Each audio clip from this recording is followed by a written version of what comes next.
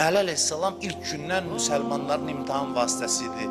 İmana gəlməklərinin köməyi idi, amma iman gətirməyib xəstəliyi olan insanlar üçün əksinə əli maneəyə çevrildi. Peyğəmbər Qədirxumda cəmaatın qarşısında çıxış edərkən dedi ki, Allah mənə əmr elədi, mənim Peyğəmbərim sənə deyiləni cəmaata çatdır. Bunu etməsən, Peyğəmbərlik işini yerinə yetirməmisən.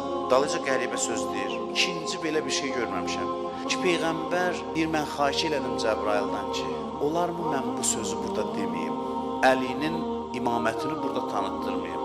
İcazə verirsinizmi? Allah məni üzürlü saysın ki, burada bu işi görməyim.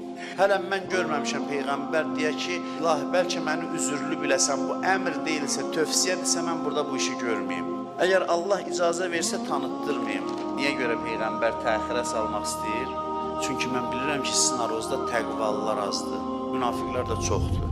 Hətta başqa yerində xütbənin deyir ki, barmaqla göstərə də bilərəm ki, aranızda nifaq əhli, münafiqlər kimdə, amma mən bu işi görmürəm. Və xəyanətkarlar var ki, cinayət eləməyə hazırdılar.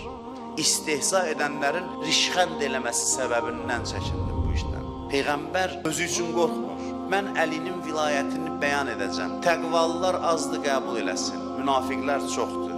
Rişxənd eləmək, məsxər eləmək bunların adətidir. Qorxuram ki, möminlər bu təzyiqin qarşısında dözməyələr və Əlinin vilayətindən çıxalar, qəbul eləməyələr. Peyğəmbərin nigarançılığı bundan idi.